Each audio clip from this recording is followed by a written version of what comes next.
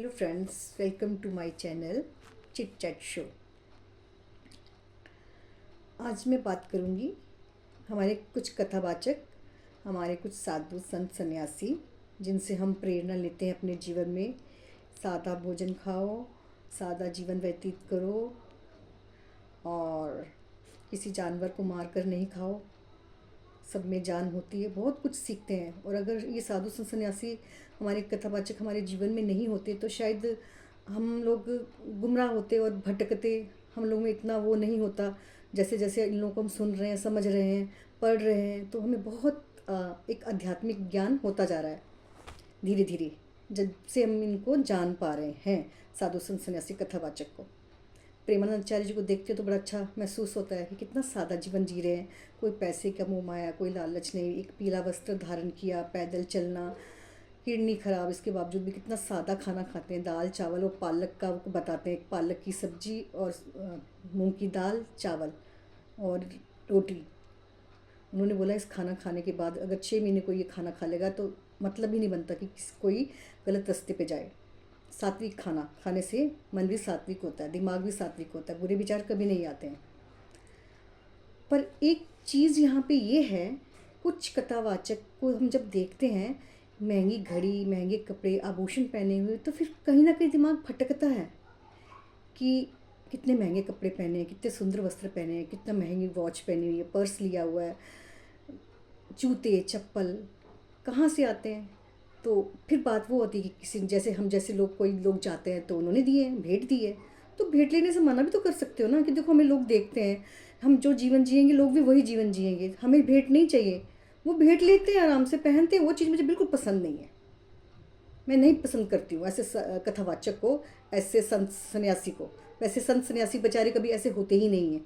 वो तो हमेशा 2 कपड़े में, धोती में और नंगे पैर या लकड़ी की खड़ाओं में पहन के ऐसे रहते हैं। कथावाचकों को देखती हूँ मैं ज़्यादा। ब्रांडेड कपड़े, घड़ियाँ, आभूषण, माला, एक से एक ब्रांडेड सूट। गलत बात है। कितना मतलब मन खट्टा हो चुका है कुछ कथावाचकों से। मैं नहीं सुनती उनको।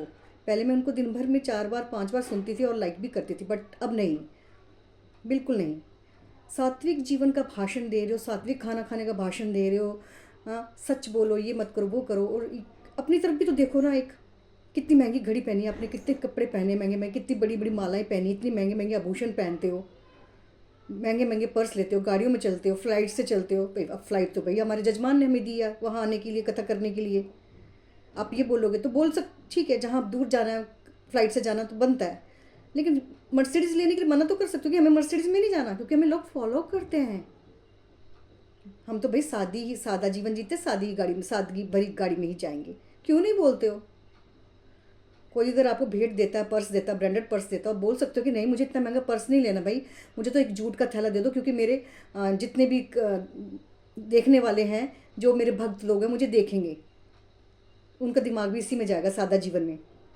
क्योंकि हम लोग भेड़ चाल तो होते हैं, एक दूसरे को फॉलो तो करते हैं। फॉलो कैसे करते हैं? ऐसे तो करते हैं भेड़ चाल में ही।